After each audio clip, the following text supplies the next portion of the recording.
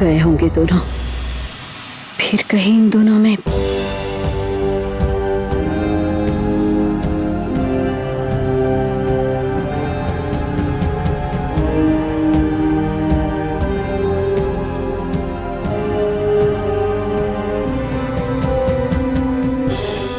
बेटू जी बात हुई? आंटी जी, चीफ का कुछ पता ही नहीं चल रहा। मैं बहुत देर से फोन ट्राई कर रहा हूँ, वो उठा ही नहीं रहे। मेरी तो कुछ समझ में नहीं आ रहा।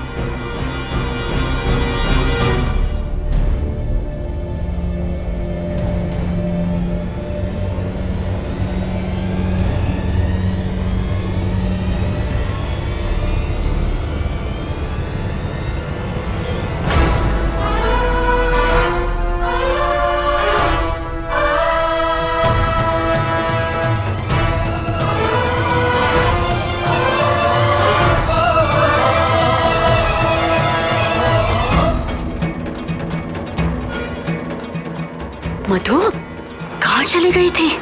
ये क्या इतनी भीग क्यों गई है? ऋषभ कहाँ है? सब ठीक तो है ना? रीना, राजेश, जल्दी से दाल और गर्म पानी लाना। धीरे संभल के बैठो। मधु वो अचानक कहाँ चली गई थी? हाँ, कितनी भीग गई है तू?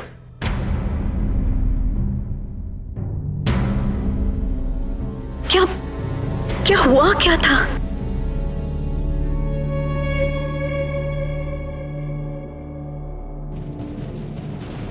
ये ले गर्म पानी पियो।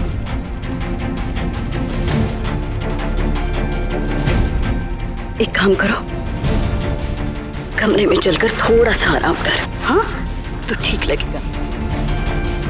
चल संभल के, धीरे धीरे।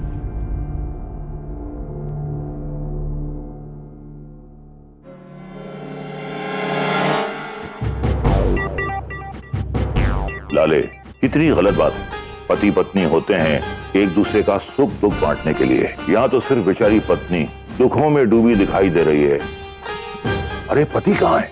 सुबह उसकी भी ऐसी हालत थी डैडी जी। बस फर्क ये है कि ये गीली है और वो सूखा था। हाँ, लगता है कि भगवान को कुकू भाटिया की खुशियां मंजूर नहीं है। सुबह भी उसने मुझे उजड़े हुए आरके के दर्शन नहीं करवाए। ओहो डैडी जी, भगवान पे भरोसा रखो, वो सब कुछ सुन रहा है। वो है ना, देखना वो फिर से सब कुछ बिगाड़ देगा। आरकेगा। ठीक कहता है पुत्र, जब बुरे दिन नहीं रहे तो अच्छे दिन भी नहीं रहेंगे। हाँ तो डैडी जी इसी बात पे दो छोटे छोटे। अरे छोटे छोटे क्यों लाले, पटियाला हो जाए पटियाला। चल पटियाला आ जाओ, चलो चलो। वो आंटी जी। रीना, आंटी जी, चीफ का फोन तो अब बंद आ रहा है, स्विच ऑफ है।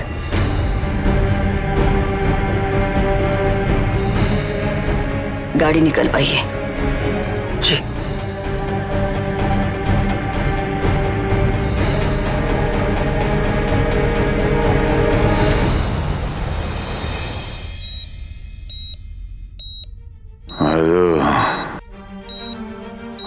ऐसा कैसे कर सकती है?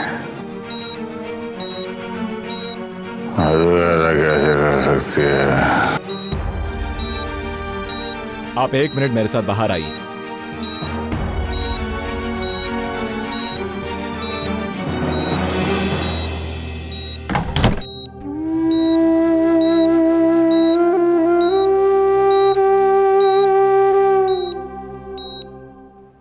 देखिए, उन्हें मेजर स्ट्रेस अटैक आया है और अब वो फिजिकली वीक होने के साथ साथ मेंटली वीक हो चुके हैं और इस तरह का तनाव उनके लिए लाइफ थ्रेटनिंग हो सकता है। इसलिए प्लीज आप इस बात का ध्यान रखिए कि उन्हें कोई स्ट्रेस दोबारा ना हो।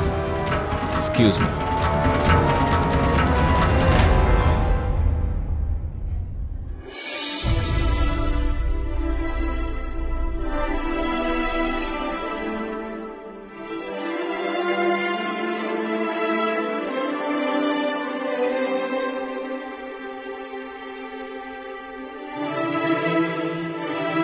क्यों?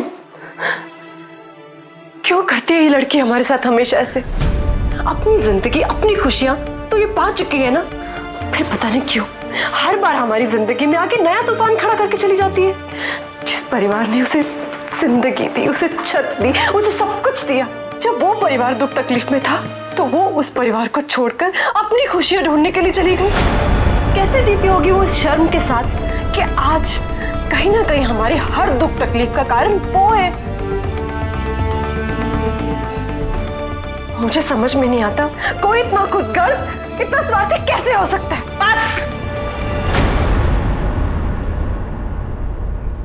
बस कृष्णा, बस अभी है। एक और शब्द नहीं, एक और शब्द बोला ना तो मुझसे बुरा और कोई नहीं होगा। एक्चुअली ना मैं पागल हूं, मेरा दिमाग खराब हो गया था कि मैंने इसको एक टाइटल दिया, हीरोइन। तो हीरोइन नहीं है, तू तो सबसे बड़ी वैम्प है, वैम्प। देख अपने आप को क्या कर रही है तू। अरे असली जिंदगी को तो छोड़, फिल्मों में भी ऐसी वैम्प नहीं होगी जैसी तू बन गई है। रोमा, आज तू कुछ नहीं बोलेगी, आज सिर्फ मैं बोलूंगी और ये सुनेगी। एक्चुअली क्या है ना पद्मिनी, मेकअप लगाकर इसने आईना हजारों बार देखा होगा। आज उस मेकअप के पीछे कौन सा चेहरा छिपा हुआ ना, मैं इसको बताना चाहती हूँ। मैडम, इनसे मिलिए। ये पता कौन है? ये तुम्हारी माँ है। जब तुम जली कटी बातें बोलती हो ना तो इसको बहुत दर्द होता है, बहुत चुभता है, बट ये तेरे को कुछ नहीं बोलती। अगर तेरे जगह मधु होती ना तो 2 चाटे रसीद देती, बट ये तेरे को कुछ नहीं बोलती। बोलूं क्यों? क्योंकि ऊपर जो तेरी माँ बैठी है ना, शायद उसको बुरा ना लग जाए। पद्मिनी, तू इसको मार मार, इसको 2 चाटे रसीद दे, क्योंकि अगर इसकी असली माँ भी होती ना तो वो भी इसके साथ यही करती।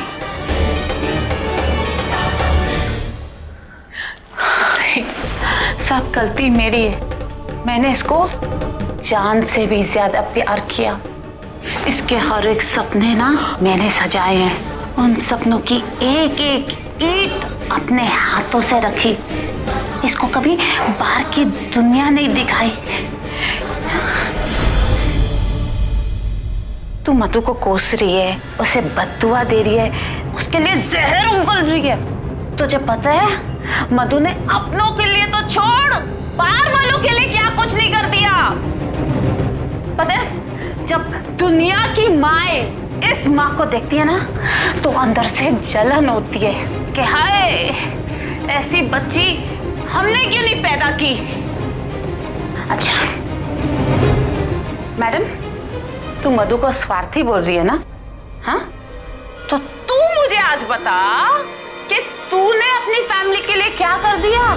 बोल, कौन सी अपनी गर्दन काट के थाली में परोसी अपनी फैमिली के लिए? बोल, क्या किया तूने?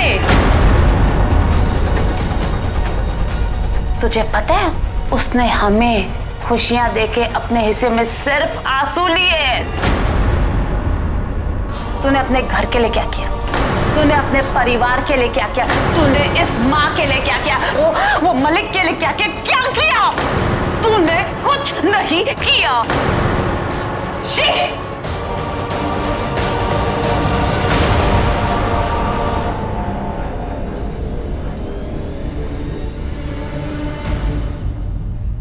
बहुत महान हो गई ना मधु तुम लोग के लिए। बहुत महान हो गई ना वो, क्योंकि वो मालिक के लिए पैसे लेकर आई। बहुत बड़े बड़े बलिदान दिए उसने। तो ठीक है, सुनो अब तुम लोग, अब इस हॉस्पिटल में मैं तभी पैर रखूंगी जब मैं अपने पैरों पर खड़ी हो जाऊंगी। Very good. माँ से वादा किया था मैंने कि अब मैं माँ को कभी काम नहीं करने दूंगी। अब मैं तब भी आऊंगी जब वादा निभाऊंगी मैं।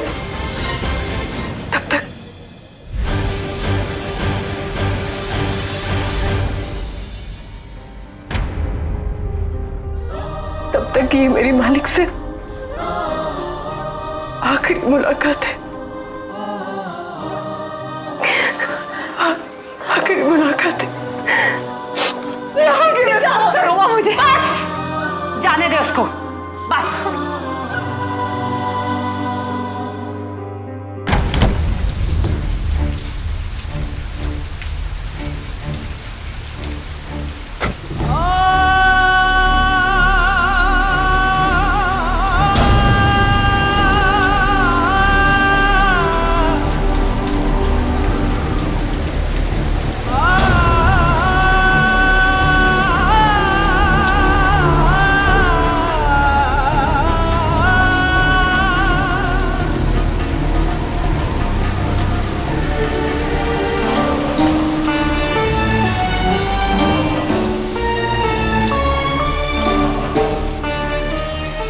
क्यों टाइगर बड़ा होकर अपने पापा का सपना पूरा करके दिखाएगा ना? हाँ पापा, पक्का। मजा नहीं आया, ऐसा लगा जैसे आधे मन से कहा। हाँ पापा, पक्का। आपका टाइगर आपके सारे सपने पूरे करेगा। देखना, पूरी दुनिया जानेगी, अखबारों में भी छपेगा, हीरो टाइगर और हीरो के पापा बड़े टाइगर।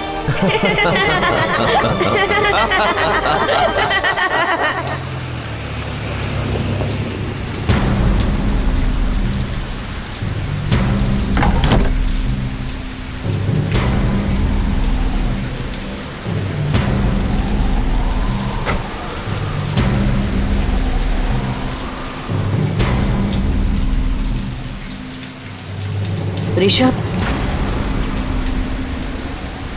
जानती हूँ आज जो भी कुछ हुआ उसके बाद तू यहीं मिलेगा।